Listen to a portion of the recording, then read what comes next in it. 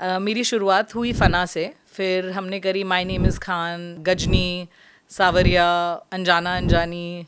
ये तो मतलब कमाल का ब्रेक मिल बस गया तो आपको। मतलब But this किस्मत was- कह सकते हैं दैट किस्मत ऑफ कोर्स, बट आप देन कहाँ you right persisted. Place right time की वहाँ शुरुआत हो पहुँचना गई। ज़रूरी है। आपने इतने ईमेल्स लिखे, that is important for students to understand. किस्मत भी उन्हीं की चलती है जो एफर्ट लेते हैं। हम ज़्यादा एक्सेप्टेड नहीं थे बिकॉज जो फिल्म स्टूडेंट्स थे वो हमें टीवी के टुच्चे बुलाते थे। वो करते कराते मैंने रियलाइज़ किया कि जो फिल्म साइड में हो रहा था उधर ज़्यादा इंटेंसिव पढ़ाई हो रही थी। फिल्म इंडस्ट्री में आना ऑफ कोर्स आउटसाइडर्स के लिए बड़ा डिफ़िकल्ट है। आप ना सिर्फ आए बल्कि आके आपने अवार्ड्स भी सारे जीत लिए, बहुत ज़बरदस्त काम किया, मेन स्ट्रीम मूवीज़ में बहुत अच्छा काम आप कर रहे हैं, OTTs में भी अब आप काम कर रहे हैं। तो ये ब्रेक कैसे मिला? 3 लोगों की लिस्ट बनाओ, आप एज सिनेमाटोग्राफर्स किसके साथ काम करना चाहते हो। टेक्निकल स्किल्स और सॉफ्ट स्किल्स में क्या बैलेंस चाहिए? 20% टेक्निकल स्किल्स, 80% सॉफ्ट स्किल्स। अच्छा, I was thinking the other way around. No. Okay. जब हमने हमटी करी थी, मिडिल क्लास फैमिलीज की लव स्टोरी थी। जब रॉयल्स करी है तो उसमें रॉयल्टी है, वो दुनिया कैसे दिखाऊंगी और ये दुनिया कैसे दिखाऊंगी, उसमें फ़र्क है। जब मैंने इंडस्ट्री में काम करना शुरू किया, तब जब लोग पूछे थे you are a camera assistant, तब मेरे को रियलाइज़ हुआ कि ये लोग मेरे जेंडर की वजह से मुझे ये क्वेश्चन पूछ रहे हैं। तो लाइट बॉयज़ मेल असिस्टेंट का सुन लेंगे क्या बोला है, फीमेल असिस्टेंट का सुनने में हाँ कर रहा हूँ करके तो आपको झाड़ पड़ रही है उसकी वजह से। वो करते करते मैंने बहुत जल्दी रियलाइज़ कर लिया and that's where people skills came in to play. रगड़ा बहुत है शुरुआत में, अगर आप शुरू के रगड़े से ख़त्म हो गए तो फिर आप आगे बढ़ ही नहीं पाओगे। रगड़ा तो है ही। So I think determination is key. किसी को मेल और female if they want to come to this industry, AI, drones और जिस तरह के VFX वगैरह ये सब आने लगे हैं, सो डू यू थिंक ये सिनेमाटोग्राफर के रोल को एनहांस करेंगे या चैलेंज करेंगे? इस समय तो अभी एनहांस कर रहे हैं, फ्यूचर में चैलेंज करेंगे, क्योंकि फिल्म इंडस्ट्री में आने से जनरली लोगों को प्रॉब्लम है और लड़कियों को तो भेजने में और भी ज़्यादा प्रॉब्लम है। लेकिन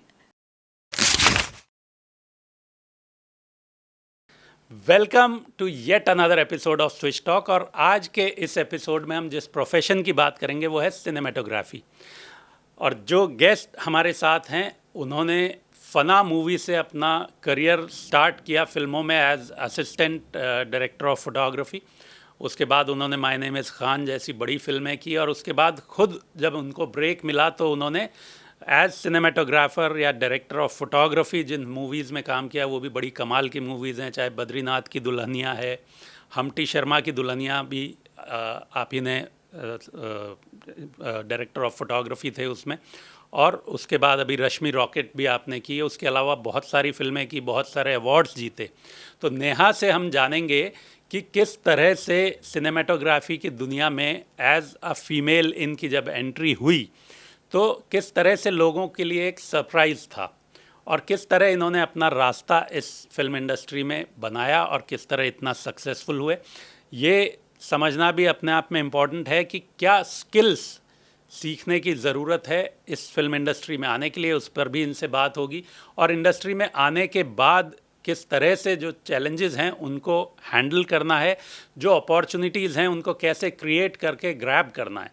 So thank you so much, Neha. It's an honor and a pleasure having you at our podcast. my pleasure.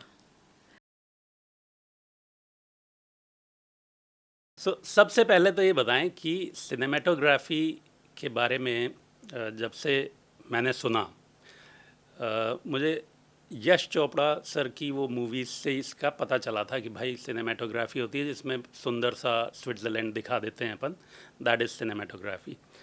How did you come to know about it, और आपको ये कैसे और कब आपको रियलाइज़ हुआ कि आपको इस फील्ड में जाना है?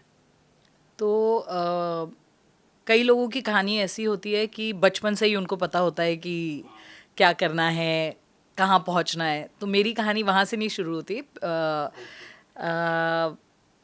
हम लोग जब छोटे थे तो वही संडेज़ को फिल्म आती थी, वर्ल्ड सिनेमा थोड़ा बहुत आता था।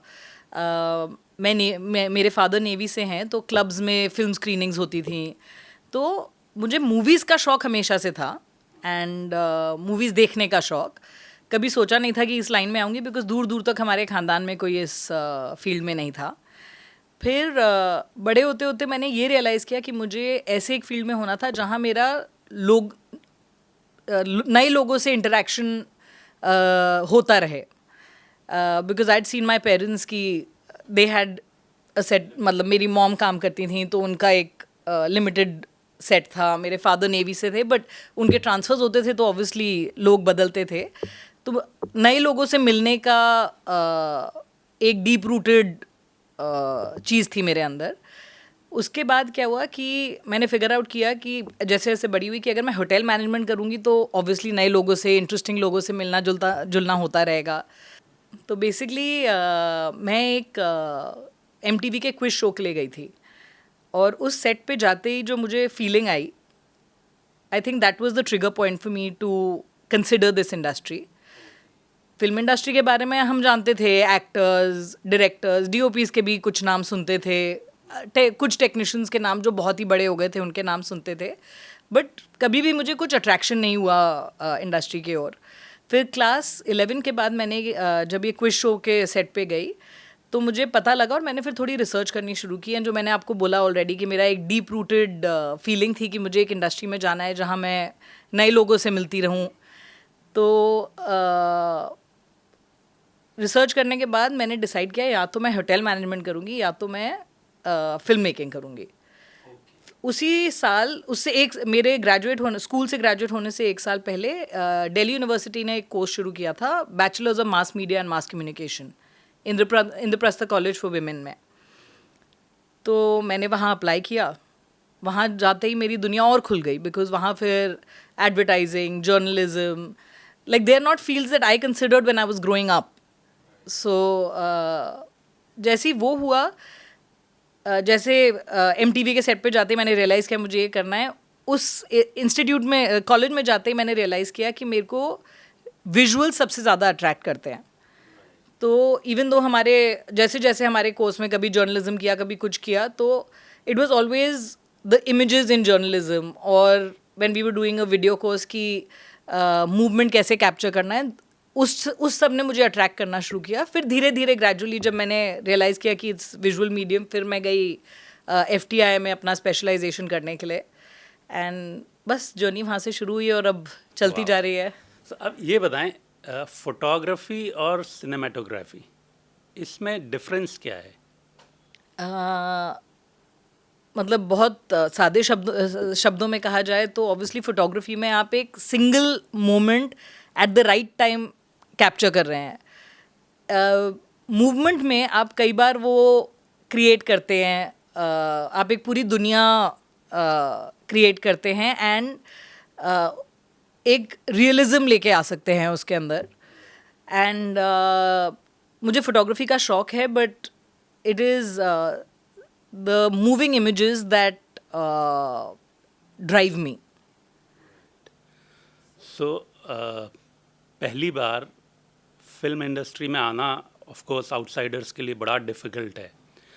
आप ना सिर्फ आए बल्कि आके आपने अवार्ड्स भी सारे जीत लिए, बहुत ज़बरदस्त काम किया, मेन स्ट्रीम मूवीज़ में बहुत अच्छा काम आप कर रहे हैं, OTTs में भी अब आप काम कर रहे हैं, तो ये ब्रेक कैसे मिला? तो अब मैंने जब अपना FTI से कोर्स ख़त्म किया, मैं गई दिल्ली में मेरे पेरेंट्स ने बोला नोएडा फिल्म सिटी है, काम कर लो, कि बॉम्बे जाने की ज़रूरत नहीं है। अब फिल्म से नोएडा में जो काम, मतलब दिल्ली में जो काम हो रहा था, that was limited to documentaries and a lot of journalistic work. पर मेरी रुचि हमेशा से कमर्शियल साइड पे थी। इवन जब मैं फिल्में देखती भी हूँ, मुझे कमर्शियल फिल्में ज़्यादा पसंद हैं। एंड मुझे उधर 6 महीने काम करने के बाद ये रियलाइज़ हो गया था कि अगर मुझे इस इंडस्ट्री में रहना है तो मुझे कमर्शियल काम करना है। तो फिर मैंने अपने पेरेंट्स को बोला कि मुझे बॉम्बे जाना है, एंड मेरे डैड ने बोला कि 3 महीने मैं सपोर्ट करूँगा, अगर उसमें तुम्हारा काम हो गया तो ठीक है, नहीं है तो वापस आ जाना, यहाँ कुछ फिगर आउट करना। तो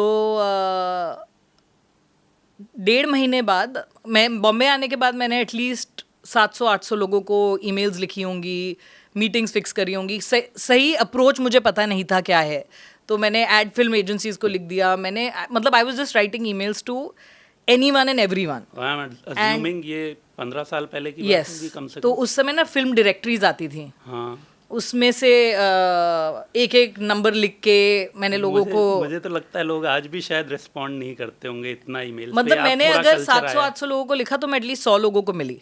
अच्छा, इतना रिस्पॉन्स मिल गया। एंड लोगों ने मिलके ये बोला कि आपके लिए काम नहीं है, क्योंकि the way forward for you is या तो आप किसी को असिस्ट करो या फिर किसी कंपनी को ज्वाइन करके उनके इन हाउस कैमरा में करो। मतलब वो उस समय फिर एक इंसान ने मुझे गाइड किया कि आप 3 लोगों की लिस्ट बनाओ, आप एज सिनेमाटोग्राफर्स किसके साथ काम करना चाहते हो। फिर मैंने वो गेज किया और मैंने एक लिस्ट बनाई 3 लोगों की। एंड कौन कौन वो 3 लोग थे? बताती हूँ आपको। अभी क्या है कि उससे पहले क्या हुआ, 1.5 महीने में मुझे एक टेलीविजन का काम मिल गया। मल्टी कैमरा शो था, एक कॉमेडी शो, रियलिटी टीवी तब आ ही रहा था। तो उस कॉमेडी शो में मुझे एक ऑपरेटर का काम मिला एंड बेहद पैसे थे उसमें। तो I only work for 15 days but I made enough money to survive in Bombay for 6 months। तो पापा वाला सॉर्ट हो वो सॉर्ट आउट हो गया। तो फिर अब मैंने लिस्ट बनाई 3 लोगों की। मेरे टॉप ऑफ द लिस्ट में थे रवि के चंद्रन, अनिल मेहता और विनोद प्रधान। एक दिन ऐसे ही किसी को मिलने मैं फिल्म सिटी कैंटीन गई, अपने फिल्म सिटी गई थी, फिर अपने फ्रेंड्स को फिल्म सिटी कैंटीन में मिली। उधर किसी ने बोला रवि के चंद्रन असिस्टेंट ढूंढ रहे हैं। तो मैंने उनको उठा के फ़ोन कर दिया एंड उनका पोस्ट का काम चल रहा था वहीं। मैं जाके उनको मिली और उनने बोला मेरा ऐड है, आप आ जाइए। एंड बस that's it. Then I work with him for 5 years on the biggest films that were happening in the industry at that time. मेरी शुरुआत हुई फना से, फिर हमने करी my name is Khan, Ghajini, Saawariya, Anjaana अनजानी। ये तो मतलब कमाल का ब्रेक मिल बस गया। तो मतलब this किस्मत was- कह सकते हैं दैट किस्मत ऑफ कोर्स, बट आप देन कहाँ you right persisted. Place right time की शुरुआत हो गई। ज़रूरी है। आपने इतने ईमेल्स लिखे, that is important for students to understand कि ब्रेक भी या किस्मत भी उन्हीं की चलती है जो एफर्ट लेते हैं। एंड वो एक्चुअली रुकता नहीं है। अभी इतने सालों के बाद भी अगर मेरे काम में ब्रेक है तो I will still reach out to 15 people saying कि मैं अवेलेबल हूँ, मैंने ये काम किया है, अगर आपके पास कुछ। एंड उसमें कोई शर्म नहीं है, बिकॉज अब ये इंडस्ट्री ही फ्रीलांसर्स की है। आप एक बार नज़र से हटे तो लोग आपको भूल जाएंगे। So you have to keep constantly at it and दो बार नहीं सोचना चाहिए किसी को अप्रोच करने से पहले, अगर कोई चीज़ है जो आप चाहते हैं। अब थोड़ा सा वापस पीछे चलते हैं कि आपने ग्रेजुएशन किया मास कॉम में, करेक्ट। उसके बाद एफटीआई कैसे पहुँचे? जैसे कि मैंने आपको बोला, मुझे समझ आ गया था कि मेरी रुचि थी सिनेमाटोग्राफी में, विजुअल इमेजेस में। तो थोड़ा बहुत पता करने के बाद मुझे सच बोलूँ तो मुझे एफटीआई के बारे में भी दूर दूर तक पता नहीं था। जब तक ऑफ कोर्स मैं मास कॉम में आई, फिर टीचर्स होते हैं गाइड करने के लिए, तो उन लोगों ने बोला कि आप ये कर सकते हो, ऐसे इंस्टीट्यूट्स में जा सकते हो, या आप वर्क एक्सपीरियंस लेके आगे बढ़ सकते हो। ये सारे ऑप्शंस मुझे मिले कॉलेज जाने के बाद। एंड मैंने एफटीआई में अप्लाई किया। जिस साल में मैंने अप्लाई किया उनका 1 year कोर्स शुरू हो रहा था। It was a 1 year course, it was called a video course. And एक फिल्म कोर्स था, एक साल का वीडियो कोर्स शुरू हो रहा था। ज़्यादा जानकारी ना होने के कारण मैंने बोला कि अब मैं 3 साल मास कम्युनिकेशन कर चुकी हूँ, अब मैं 1 साल जाके कोर्स करूँगी, then I will be ready to work. उधर जाके मैंने रियलाइज़ किया कि 3 साल के कोर्स में 3 साल का कोर्स कितना इंटेंसिव था। उसमें ऑब्वियसली ज़्यादा एडवांटेजेस थे क्योंकि वो इतना पुराना कोर्स था, हमारा नया फर्स्ट बैच था। हम ज़्यादा एक्सेप्टेड नहीं थे बिकॉज जो फिल्म स्टूडेंट्स थे वो हमें टीवी के टुच्चे बुलाते थे। तो वो करते कराते मैंने रियलाइज़ किया कि जो फिल्म साइड में हो रहा था उधर ज़्यादा इंटेंसिव पढ़ाई हो रही थी। तो एक 3 साल का डिग्री कोर्स था? डिग्री स्टेटस उसको अभी रिसेंटली मिला है, वो था डिप्लोमा ही। अच्छा, 3 डिप्लोमा साल इन का फिल्म डिप्लोमा मेकिंग, और एक साल का, एक साल का एक डिप्लोमा। साल वाला किया। पर उस 1 साल में मैंने 3 साल का जूस निकाल दिया। ओके। चाहे वो लाइब्रेरी में जाके, चाहे वो जो फिल्म्स दिखाते थे इंस्टीट्यूट में, और जब मौका मिला मैंने फिल्म कोर्स के स्टूडेंट्स को उनके प्रोजेक्ट्स पे असिस्ट किया। जो हमारा खुद का कोर्स था was also very very good. The only difference was कि उस समय वो हमें टीवी कैमरास पे सिखा रहे थे, beta cameras, digi betas, all of that. And industry उस समय फिल्म कैमरास पे चल रही थी. तो I use to take every opportunity कि मेरा कुछ भी फ्री टाइम है तो मैं किसी के सेट पे हूँ. तो आई थिंक FTI ने पूरा जर्नी शुरू होके वहाँ पहुँचने के बाद शेप मुझे FTI ने किया है. सो जब आप FTI में थे उस टाइम जिस तरह के कोर्सेज और जिस तरह से एडमिशन होता था, अभी का आपको आइडिया है कि अब भी वैसा ही है या कुछ आई थिंक अब उनने कॉमन एंट्रेंस टेस्ट लेना शुरू कर दिया है. मतलब for SR FTI and I think may be another couple of film schools. जब मैं गई थी तब उस समय FTI में सिर्फ उनका डायरेक्ट एडमिशन कोर्स था.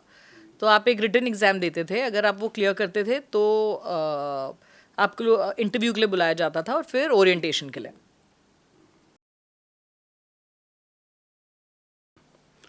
सो अब हम आते हैं नेक्स्ट सेगमेंट पे, which is training and tools. So अगर कोई स्टूडेंट सिनेमेटोग्राफर बनना चाहते हैं तो आपको क्या लगता है कि ये ट्रेनिंग ज़रूरी है या आजकल सेल्फ स्टडी करके भी लोग इसमें आ सकते हैं, क्योंकि ऑनलाइन काफ़ी कोर्सेज अवेलेबल हैं. Does that equalise going to an FTI or another institute like that?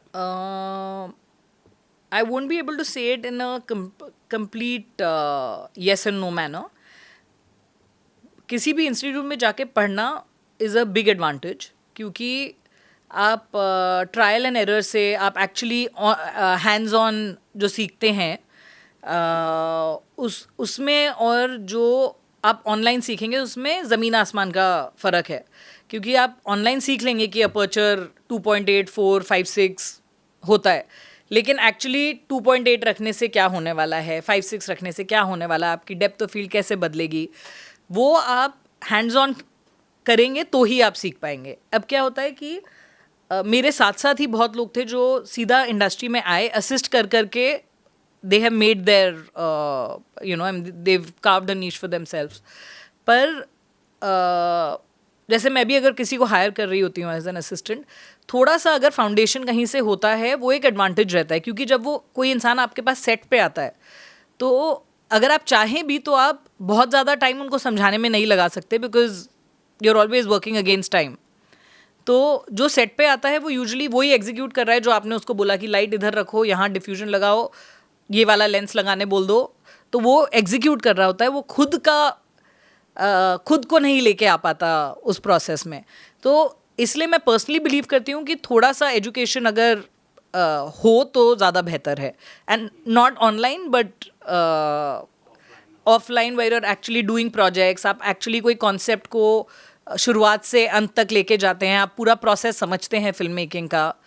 तो जो आप शायद अगर ऑनलाइन कोर्स कर रहे हैं, आप एक सिनेमेटोग्राफी का डिजिटल कोर्स करेंगे या कुछ करेंगे, उसमें आप ये नहीं जान पाते कि आप एक बार सेट पे पहुंच गए तो क्या क्या चीज़ें ख़राब हो सकती हैं.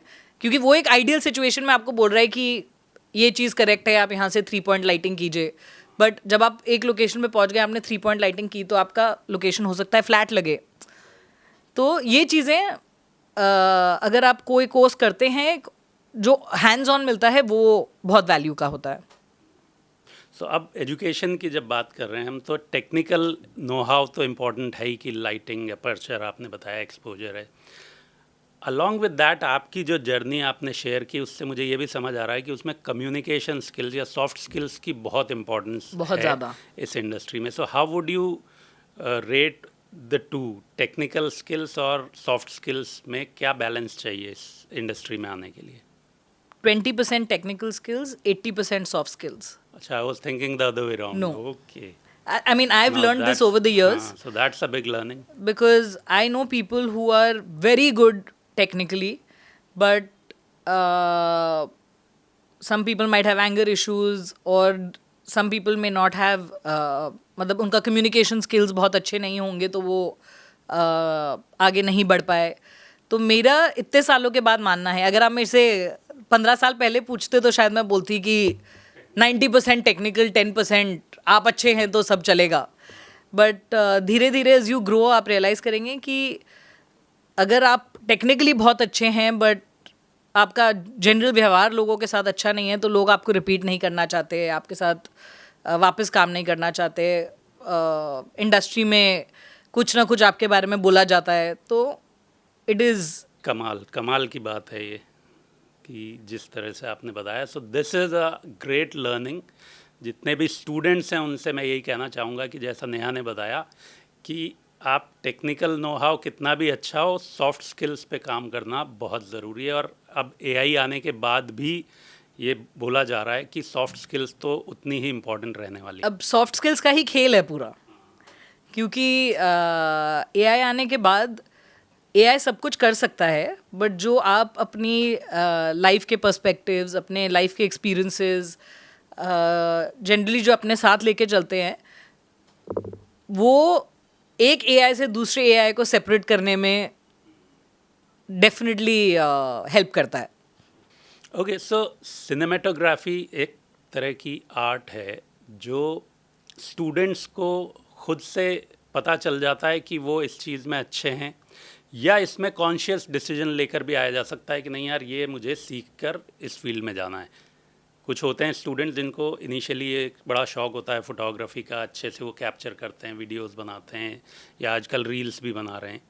सो डज दैट हेल्प, या कॉन्शियस डिसीजन लेकर भी कि यार ये एक अच्छा प्रोफेशन हो सकता है, सो मैं ये सीखता हूँ और जाता हूँ? आई थिंक मेरा तो कॉन्शियस डिसीजन वाला पाथ रहा है, इन द सेंस कि जब मैंने डिस्कवर किया कि एक विजुअल मीडियम का क्या इफ़ेक्ट हो सकता है, तो तब मेरी फोटोग्राफी की जर्नी ही वहीं से शुरू हुई।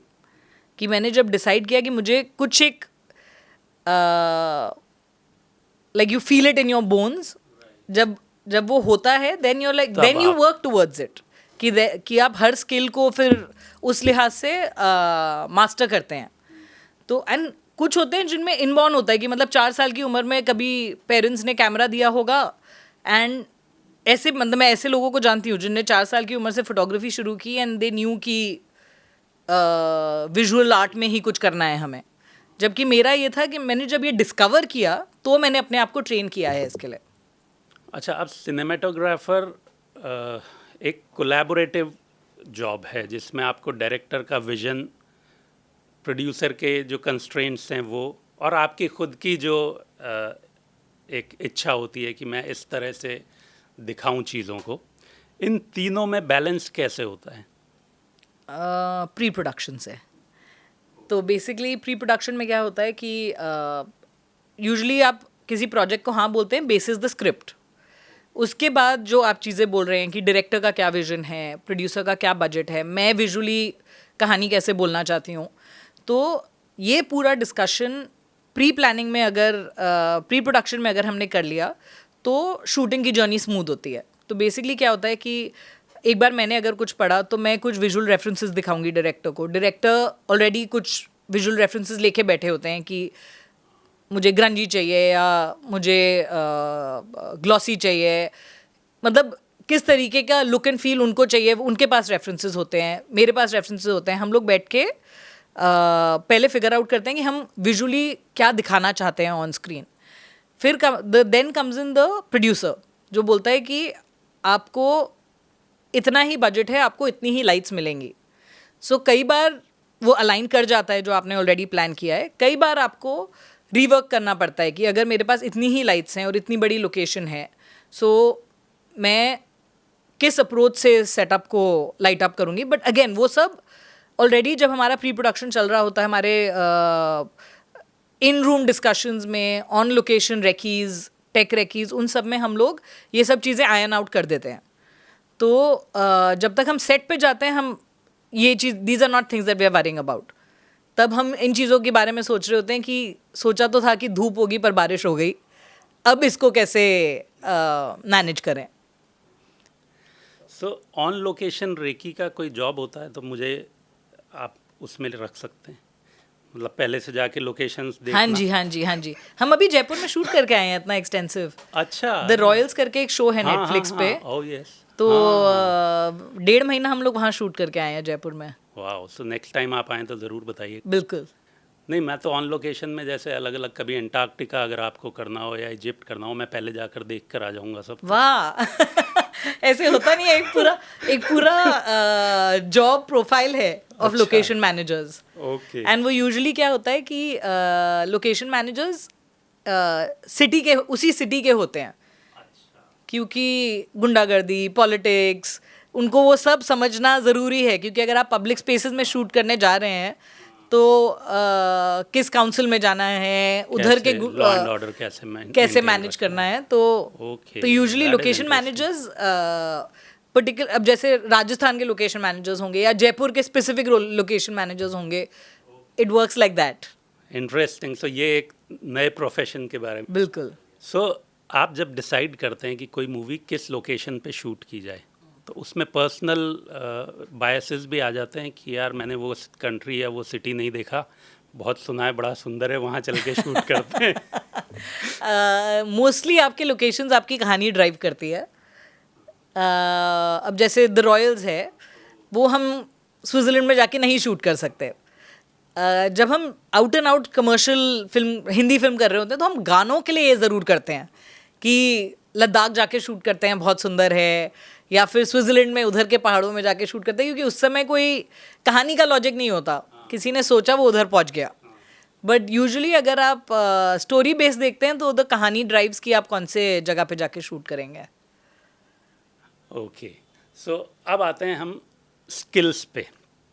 तो इसमें सिनेमेटोग्राफी में क्या, किस तरह से ये काम होता है, कैसे, मतलब आप लोकेशन पे पहुंचकर फिर देखते हैं कि यार ये इस तरह से मुझे कैमरा मूव करना है, या किस तरह से मुझे ये लोकेशन को पिक्चराइज करना है. बहुत स्टेजेस हैं. जैसे सिनेमेटोग्राफी एक तो सिर्फ डायरेक्टर ऑफ फोटोग्राफी का काम नहीं है. जो विजुअल्स आप स्क्रीन पे देखते हैं उसमें कॉस्ट्यूम डिज़ाइनर का, प्रोडक्शन डिज़ाइनर का, मेकअप का उतना ही हाथ है. बिकॉज विजुअली मैं चाहे कितनी भी अच्छी लाइटिंग कर लूँ, अगर आप जिस कमरे में ब्राउन सोफ़ा होना चाहिए, अगर आप लाल सोफ़ा रख देंगे तो वो कुछ और ही लगेगा, वो अलग इमोशन देगा.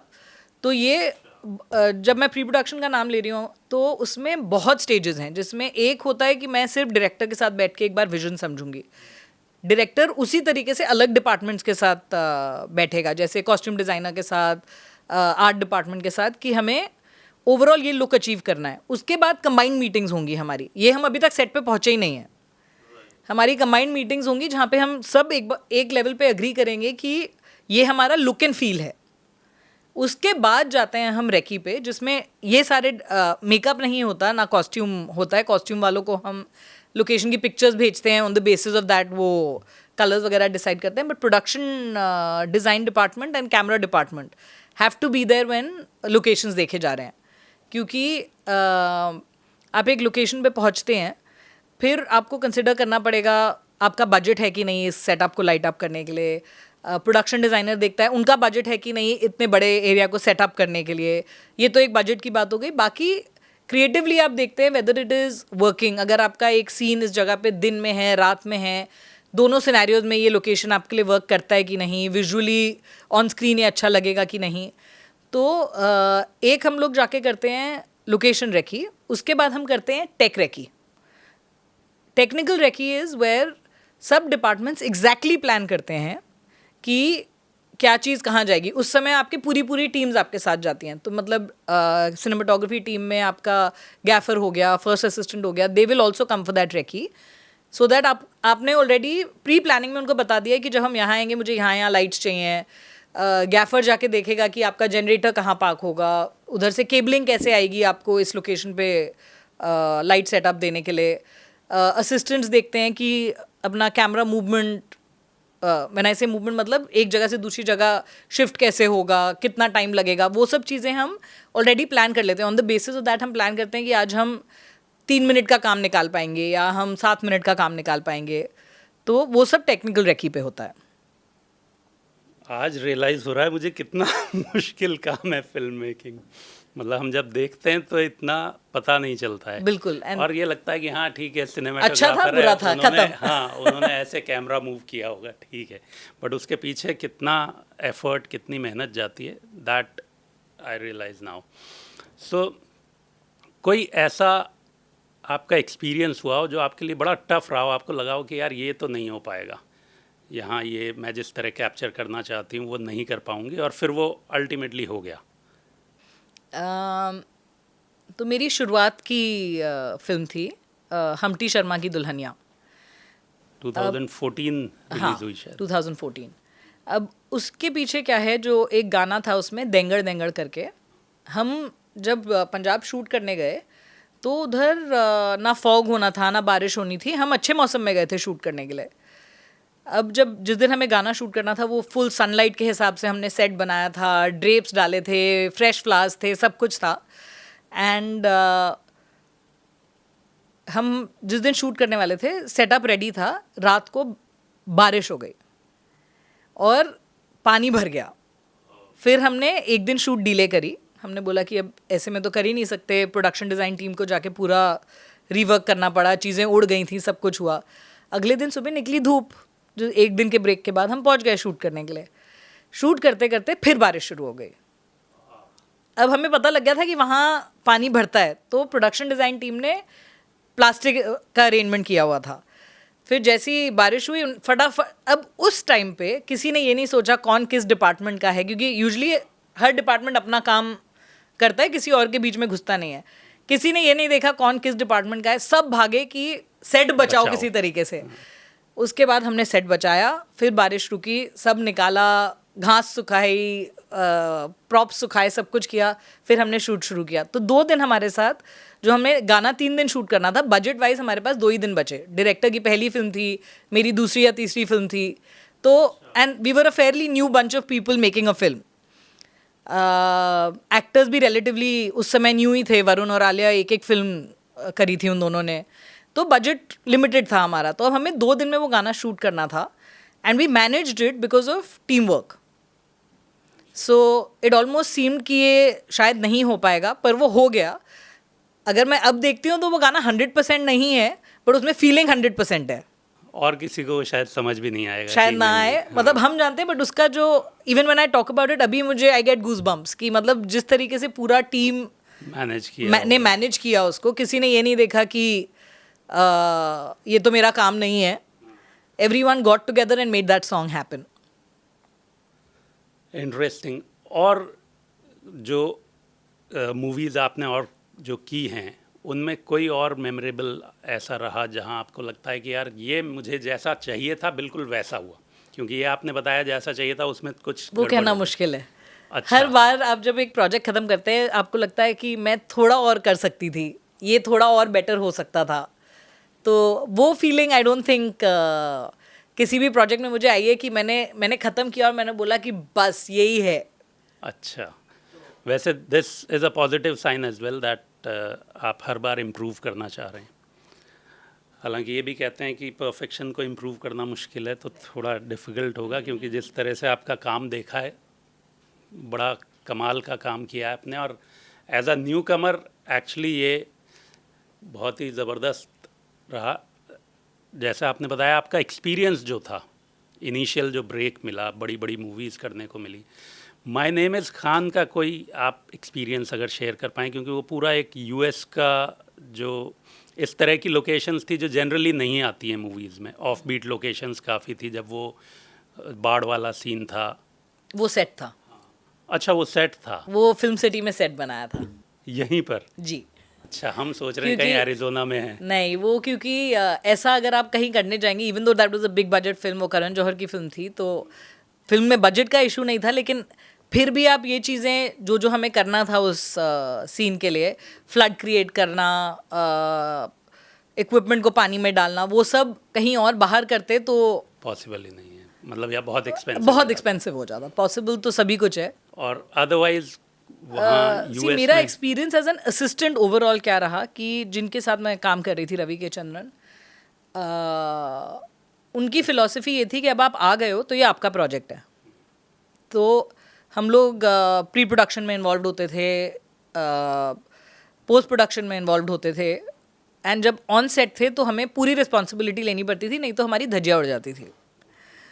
तो आई थिंक वो जो उनने एक ओनरशिप दिया हमें, एंड उससे बहुत सीखने को मिला, जो अब मैं कैरी फॉरवर्ड करती हूँ जब मेरे कोई असिस्टेंट्स आते हैं कि अब ये प्रोजेक्ट तुम्हारा है।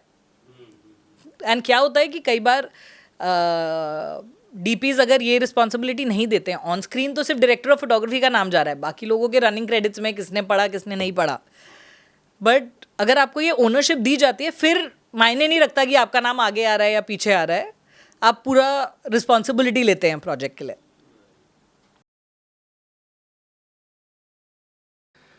सो अब आते हैं हम next segment which is career road map. So अब नेहा आपने बताया कि किस तरह से आपने एज असिस्टेंट डीओपी शुरुआत की। अगर कोई स्टूडेंट आना चाहते हैं तो उनको क्या फर्स्ट स्टेप क्या लेना चाहिए? क्या कोई असिस्टेंट बन के काम शुरू करना चाहिए, या अपना पोर्टफोलियो बनाकर, या इनिशियली कुछ शॉर्ट फिल्म्स खुद बनाकर? अगर आप अगेन ये सवाल मेरे से 15 साल पहले पूछते तो 2 ही पाथ थे, या तो आप फिल्म स्कूल करके आते, फिल्म स्कूल में आपके प्रोजेक्ट्स इतने अच्छे होते कि आपका ऑलरेडी एक पोर्टफोलियो रेडी होता है एंड कोई आपके जैसा आपसे कुछ साल सीनियर आपको अपॉइंट कर लेगा काम करने के लिए, या फिर आप असिस्टेंट वाला रूट अप्लाई करते। तो जब फिर मैंने 15-20 साल पहले शुरू किया था, that was the only path. अब दुनिया इतनी खुल गई है दैट कि अगर मुझे उस समय क्या था कि अगर मैं किसी को मिलने जाती थी तो बोलते थे आपने काम क्या किया है। अब मैंने 5 साल असिस्ट किया है, बट मेरा तो कुछ है नहीं दिखाने के लिए खुद का। अब के जनरेशन को ये एडवांटेज है कि they can make the most of the simplest thing that they have in their hand, which is the phone. चाहे वो एडिटिंग है, म्यूज़िक है, म्यूज़िक लाइब्रेरीज अवेलेबल हैं आपको टू डाउनलोड फ्री म्यूज़िक। सो अगर आप ऑफकोर्स फिल्म स्कूल से आ रहे हैं, डोर्स आपके लिए ज़्यादा आसानी से खुलते हैं अभी भी, क्योंकि आपको ये पता है कि मतलब somebody who is appointing you, उसको ये पता है कि मुझे उसको ABCD से सिखाना नहीं है, वो आके अपनी रिस्पॉन्सिबिलिटीज़ टेक ओवर कर सकता है। वर्सेस अभी that obviously still stage, that method obviously stage, पर जो एडवांटेज अभी के स्टूडेंट्स को है, उनको डेफिनेटली उसको यूटिलाइज करके अपना एक विजुअल पोर्टफोलियो रेडी करते रहना चाहिए जब से वो पढ़ाई शुरू करें। मतलब if there in college and they feel there interested, जो भी चाहे वो कॉलेज में हिस्ट्री ऑनर्स कर रहे हों, बट उनको लग रहा है कि उनको फिल्म इंडस्ट्री में आना है, साइमल्टेनियसली उनको अपनी छोटी छोटी फिल्में, स्टिल इमेजेस, वो सब लेते रहना चाहिए। पोर्टफोलियो बिल्ड करना ज़रूरी है। ओके। और अब जो इतने प्लेटफॉर्म्स आ गए, क्योंकि पहले सिर्फ फिल्म इंडस्ट्री की बात करते थे, अब जो सीरीज़ का एक कल्चर आ गया है और OTT इज़ बिकमिंग पॉपुलर, तो आपको क्या लगता है अब ज़्यादा अपॉर्चुनिटीज़ हैं या कंपटीशन ज़्यादा हो गया है? दोनों, क्योंकि अपॉर्चुनिटीज़ तो 100% हैं, क्योंकि OTT भी अलग अलग लेवल्स का है। छोटे प्लेटफॉर्म्स हैं जो लोअर बजट में बना रहे हैं, बड़े प्लेटफॉर्म्स हैं जो बड़े बजट में बना रहे हैं। तो अपॉर्चुनिटीज़ वेरीड लेवल्स के लोगों के लिए है कि मतलब आपकी सीनियरिटी के हिसाब से you might get bigger projects, और आप फ्रेश स्टार्ट कर रहे हैं तो you might get smaller projects. तो ऑब्वियसली एक नई दुनिया खुल गई है उससे। हैविंग सेड दैट, कंपटीशन बहुत ज़्यादा बढ़ गया है, बिकॉज जैसे जब हमने इंडस्ट्री में काम करना शुरू किया था तब फिल्म पे सारा काम होता था, तो जो एक्चुअली कैमरा पे है वो he was equivalent to god, because only he knew कि जो मैं ये इन एक्सपोजर्स पे शूट कर रहा हूँ, ऐसे शूट कर रहा हूँ, वो कैसे छपेगा। अब क्या है कि the cameras that we use, जो हम देख रहे होते हैं वो मॉनिटर्स पे आता है, आपको पता है कि ये गलत लग रहा है या ये सही लग रहा है, तो इंस्टेंटली आपको पता है। और सेट पे 50 लोगों को, चाहे वो स्पॉट बॉय है या वो कॉस्ट्यूम डिज़ाइनर है, वो भी आके आपको बोलेगा ये लाइटिंग ठीक नहीं लग रही है, ये ज़्यादा ब्राइट लग रहा है। सो दोनों के प्रोज एंड कॉन्स हैं, बट तो उस कारण से कंपटीशन इतना बढ़ गया है, क्योंकि प्रोड्यूसर्स को लगता है अगर आप इतना पैसा लेंगे, आपसे आधे पैसे में मुझे वो बंदा मिलके ऑलमोस्ट उतना काम तो करके दे देगा। So it's value for money for me to take somebody with lesser experience and who will charge me lesser. So it's created a lot of competition, but I guess competition is good. It pushes you to do better. I'm sure. So आपके पास applications या mails आते हैं अब? बहुत ज़्यादा। अच्छा। And how do you decide कि या time भी मिलता है आपको वो सब देख के reply करने का, या? So initially मैं ignore कर देती थी। एक point पे मेरे husband की मेरे से बात हुई and he said तू मत ले उनको, बट एक जवाब तो दे दे, how would you feel. I said actually that's true. जब मैं इतने लोगों को लिखती थी और कोई रिस्पॉन्ड नहीं करता था, तो उस एक कॉन्वर्सेशन के बाद जो करीब 5-6 साल पहले हमारी बात हुई थी, I respond to every email saying that either I'm not on a project right now or I have a team full, और हाँ, उस समय whatever अगर मैं the किसी को reason ढूंढ is. रही होती हूँ तो I tell them to send me their portfolio. तो I definitely respond to every email, चाहे वो मेरे इंस्टाग्राम के अंदर आ रही है या मेरे ईमेल पे आ रही है या कोई मुझे मैसेज कर रहा है, मैं रिस्पॉन्ड ज़रूर करती हूँ. Lovely. So now let us talk a bit about your journey. So आपने इतनी फिल्में की, कौन सा काम आपको ऐसा लगता है कि अभी ये करना बाकी है, या इस तरह का मैं एक विजुअल चाहती हूँ अपने किसी मूवी में करने में, कोई genre specially? Genre is action. So I enjoy watching action and romantic comedies. I've done enough romantic comedies. I haven't had the opportunity to do a out and out action film. मैंने मेरी फिल्मों में छोटे मोटे action scenes किए हैं, but full fledged action film नहीं करी है, जो मैं अभी करना चाहूँगी. ओके, देन आपने अभी जैसे बताया कि आपने रोमांटिक कॉमेडीज़ ज़्यादा की हैं, तो हर आर्टिस्ट का when they have a lot of work that they have done, एक सिग्नेचर स्टाइल मान लिया जाता है. तो आपका क्या सिग्नेचर स्टाइल माना जाए? सच कहूँ तो मैं सिग्नेचर स्टाइल के साथ वर्क नहीं करती हूँ, क्योंकि इवन दो सब रोमांटिक कॉमेडीज़ हैं, बट वो कोई एक अलग स्ट्राटा ऑफ सोसाइटी की रोमांटिक कहानी है. कोई अब जब हमने हमटी करी थी, मिडिल क्लास फैमिलीज़ की लव स्टोरी थी. जब रॉयल्स करी है तो उसमें रॉयल्टी है.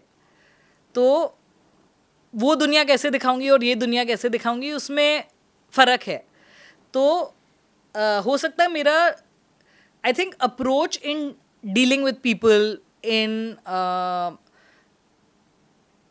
कैसे एक प्रोजेक्ट को एग्जीक्यूट करना है, कैसे रिसोर्सेज को यूज़ करना है, वो शायद एक मेरा कांस्टेंट रहता है. बट बाकी कहानी ड्राइव करती है कि वो फिल्म कैसी दिखनी चाहिए, वो फुल ग्लॉस होनी चाहिए या उसमें कॉन्ट्रास्ट होना चाहिए या उसमें थोड़ा सा ग्रिटीनेस होना चाहिए, वो कहानी डिसाइड करती है.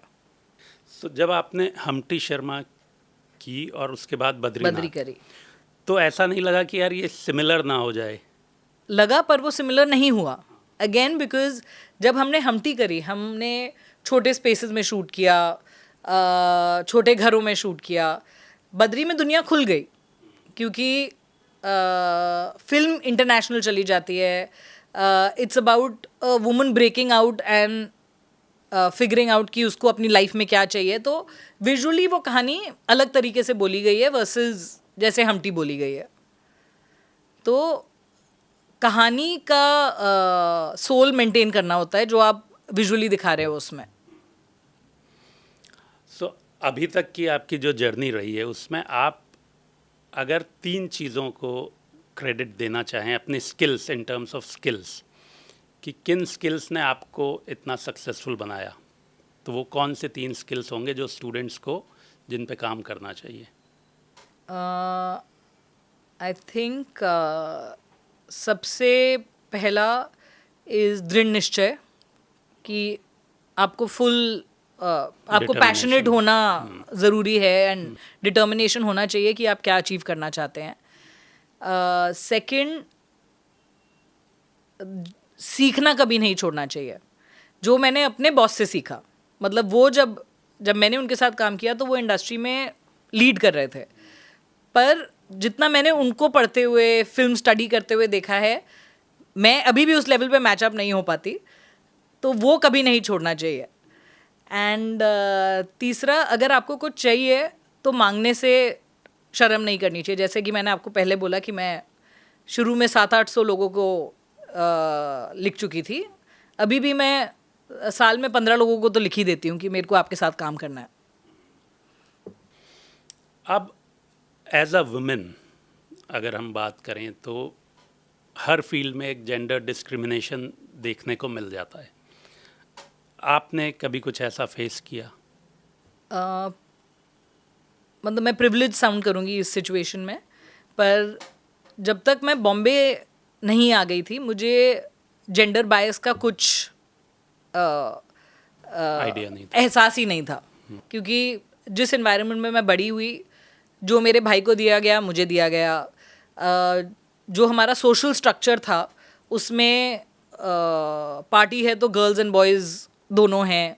मैं नेवल स्कूल में गई तो सब एक ही मोर और लेस एक ही इकोनॉमिक स्ट्राटा के लोग थे, तो उनका व्यवहार लड़का लड़कियों की तरफ सेम था।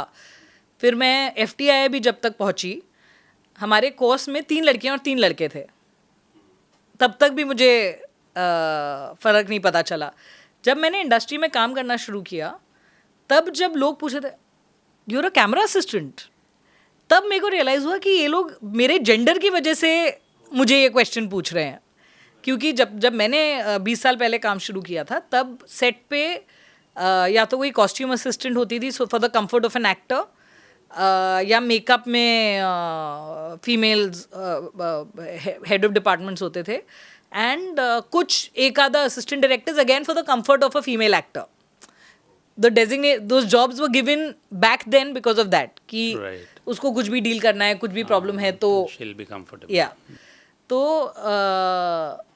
जब मेरे को वो सवाल बार बार पूछा जाने लगा ना, तब मैंने रियलाइज़ किया, जब मैंने नौकरी के लिए भी जब मैं आई, तब मैंने आई डिडंट थिंक दैट मुझे काम मिलने में मुश्किल होगी क्योंकि मैं लड़की हूँ. But society made you realize. या सो जब मैंने तो लाइट बॉयज़ मेल असिस्टेंट का सुन लेंगे क्या बोला है, फीमेल असिस्टेंट का सुनने में हाँ कर रहा हूँ करके तो आपको झाड़ पड़ रही है उसकी वजह से. वो करते करते मैंने बहुत जल्दी रियलाइज़ कर लिया, and that's where people skills came in to play कि आई फिगर्ड आउट अ वे कि मेरे को इन लोगों को कैसे अपने पाथ पे चलाना है. तो very early on first project में कुछ महीनों के अंदर मैंने फिगर आउट कर लिया था कि मुझे इन लोगों से कैसे काम निकलवाना है. तो I think gender came in to my life when I started working, and then it has never left because I'm मतलब full of gratitude कि मुझे जो जो projects मिले हैं, and I've worked with great people because they have had the good sense of not keeping gender in mind. तो मैंने बहुत अच्छे अच्छे लोगों के साथ काम किया है. मैंने यशराज में काम किया है, धर्मा में काम किया है, प्रीतिश नंदी कम्युनिकेशन में काम किया है. वहाँ मुझे लिया गया है मेरे स्किल्स की वजह से. फिर भी ऐसी ही जगहों पे मुझे एक्शन फिल्म के लिए फ़ोन नहीं आएगा, बिकॉज वो उनको लगता है कि फिज़िकली चैलेंजिंग होगा या फिर मैनेज कर पाएगी कि नहीं कर पाएगी. आई थिंक वो थॉट प्रोसेस अभी भी कहीं है, बट मतलब आई एम ग्रेटफुल कि जिन लोगों के साथ मैंने काम किया है, they have not had this and they have taken me for my skills. So now, what is one advice that you would like to give to all those female aspirants, जो girls हैं, young girls, जो इस field में आना चाहते हैं, how और at large film industry में आना चाहते हैं? तो what is one advice that you would give them based on the gender bias that? मतलब there is one unfortunate thing which is you do need family support. Now what happens, हमारे साथ साथ ही जो हमारा एक ग्रुप है Indian women cinematographers collective, जो हम लोगों ने खुद ही फीमेल सिनेमाटोग्राफर्स ने शुरू किया है. तो उसमें क्या है कि लोगों की कहानियाँ पता लगती हैं जिन लोगों ने इंडस्ट्री ज्वाइन करने की कोशिश करी है बिना फैमिली सपोर्ट के. अनफॉर्चुनेटली इंडस्ट्री ऐसी है कि आपको एक मुकाम पे पहुँचने में थोड़ा टाइम लग सकता है. You will do unpaid jobs, you will get less paying jobs. तो I mean ये सिर्फ women के लिए नहीं है, ये for anyone coming into the industry आपको कहीं ना कहीं से थोड़ा family support चाहिए, क्योंकि इस सिटी में रहना ही इतना महंगा है. तो अगर आपको forget financial support, financially तो आप छोटे मोटे काम करके कुछ भी कर लोगे, बट एक इमोशनल सपोर्ट आपकी फैमिली से होना बहुत ज़रूरी है. तो अब वो है जो मैं बोल रही हूँ, that probably closes the door for a lot of people, क्योंकि फिल्म इंडस्ट्री में आने से जनरली लोगों को प्रॉब्लम है और लड़कियों को तो भेजने में और भी ज़्यादा प्रॉब्लम है. लेकिन the industry is absolutely safe. People and having said that, ऐसा नहीं है कि लोगों के बुरे एक्सपीरियंसेस नहीं होते हैं, बट मोटा मोटा अगर कहा जाए तो industry is a safe space for women. And अभी क्या है, जैसे more women are rising to positions of power, तो और opportunities आ रही हैं for other women, because हम वो intentionally कर रहे हैं, हम ये opportunities create कर रहे हैं. जैसे जब से मैं independent गई हूँ, I've always had women on my team. मतलब my entire team is women. So I've hired boys also, but I do my associate is always female. So ये है कि जब आप आओ तो आपका डिटर्मिनेशन इज की, क्योंकि रगड़ा बहुत है शुरुआत में. अगर आप शुरू के रगड़े से ख़त्म हो गए तो फिर आप आगे बढ़ ही नहीं पाओगे. रगड़ा तो है ही. So I think determination is key. किसी को मेल और female, if they want to come to this industry, it's the same. Okay, now coming to the next segment, which is related to the future of photography and cinematography. AI, drones और जिस तरह के VFX वगैरह ये सब आने लगे हैं. So do you think ये सिनेमाटोग्राफर के रोल को एनहांस करेंगे या चैलेंज करेंगे? इस समय तो अभी एनहांस कर रहे हैं, फ्यूचर में चैलेंज करेंगे. बट उसमें क्या होगा, that the strongest people will survive, because कुछ भी इमेजिन करने के लिए एक इंसान चाहिए. मतलब आपको AI में प्रॉम्प्ट डालने के लिए भी, अगर आप एक कहानी लड़का लड़की की लिख रहे हो और मैं लिख रही हूँ और हम एक प्रॉम्प्ट डालते हैं, आपका प्रॉम्प्ट मेरे प्रॉम्प्ट से अलग होगा. तो कहीं ना कहीं एक ह्यूमन पर्सपेक्टिव, एक लाइफ एक्सपीरियंस, वो एक इंसान ही लेके आ सकता है. तो even though it is going to be a challenge in the future, उसको अगर एम्ब्रेस करके ज़रिया निकालें तो आई थिंक सब को एग्जिस्ट कर सकते हैं. सो अगले 10 साल में अगर हम एक विज़न देखें कि सिनेमाटोग्राफी किस तरह से चेंज होगी और उसके लिए किन स्किल्स की ज़रूरत पड़ेगी स्टूडेंट्स को, तो इस पे what do you think? I think technologically अपने आप को बिल्कुल अप टू डेट रखना ज़रूरी है, क्योंकि वो एवर चेंजिंग है. मतलब जब से मैंने शुरू किया था मैंने ही इतनी जनरेशन ऑफ चेंज देख लिया है. तो ये है कि ह्यूमन टच तो will never go out of fashion, पर आपको AI, new technology in terms of camera gear, क्योंकि जनरल मूवमेंट चेंज हो गया है. कि हमारा पहले ट्रैक एंड ट्रॉली होता था, अब उसके बाद डॉली आई. तो मतलब पहले ट्रैक एंड ट्रॉली में आप बस इधर से लेफ़्ट टू राइट जा सकते थे. अब आप डॉली पे लेफ़्ट टू राइट जाते हुए ऊपर भी जा सकते हो, आप नीचे भी जा सकते हो. ये तो बहुत बेसिक चीज़ बोल रही हूँ. अब उसके आगे बहुत सारे चीज़ें आ गई हैं जो 1 सेकंड में कैमरा इधर से उधर पैन हो जाएगा एंड बिल्कुल भी मूवमेंट पता नहीं चलेगा आपको. तो टेक्नोलॉजी जो आगे बढ़ती जा रही है आपको उसके साथ साथ में चलना पड़ेगा. एंड मतलब to keep yourself educated is the only way. True, that makes sense. So now we'll do a rapid fire round with you.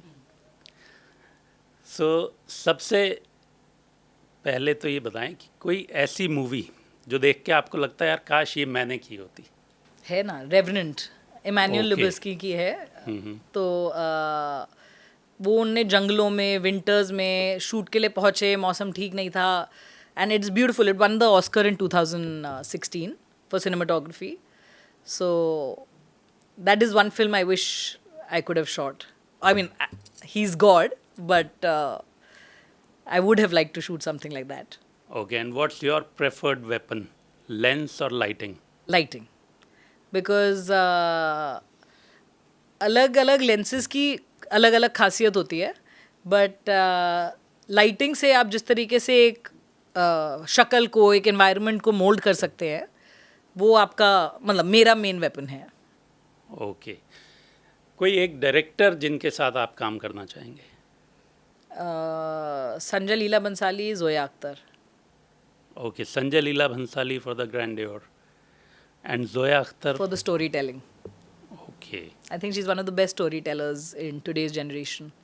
Okay. उनकी एक मूवी बन रही थी रिगार्डिंग 3 फ्रेंड्स, हाँ, फीमेल वो फ्रेंड्स। अभी रिसेंटली मैंने आर्टिकल पढ़ा दैट कि वो बंद नहीं हुई है, बैक अच्छा। बर्नर पे गई है। ओके, हाँ, बिकॉज ज़िंदगी मिलेगी ना दोबारा देखने हाँ। के बाद से वी आर ऑल एक्साइटेड कि यार ऐसी एक और movie with Female, yeah, female yeah. Friends आए। लाइक कमाल की स्टोरी टेलर हैं वो, इसमें कोई डाउट नहीं। आपका कोई एक फ्रेम जो आपको लगता है कि ये मुझे ये मैंने define बहुत करता सोचा और मेरे पास इसका जवाब नहीं है। है? अच्छा, तो एक नहीं है। ओके, हाँ, so anyways thank you so much for all this information जो आपने बताया। That is a class on cinematography, क्योंकि काफ़ी चीज़ें इसमें से मुझे भी बिल्कुल आइडिया नहीं था। आई एम श्योर जो एस्पिरेंट्स हैं, जो स्टूडेंट्स हैं, जो इस फील्ड में आना चाहते हैं, उन लोगों के लिए ये एक बहुत ही शानदार लर्निंग एक्सपीरियंस होगा कि इस फील्ड में आना कैसे है, क्या तरीके हो सकते हैं, क्या स्ट्रगल्स आपको फेस करने पड़ेंगे, क्या स्किल्स के साथ आपको रेडी होना है, कब रेडी होना है, कब से तैयारी शुरू कर देनी है। वो सब नेहा ने बहुत अच्छे तरीके से बताया।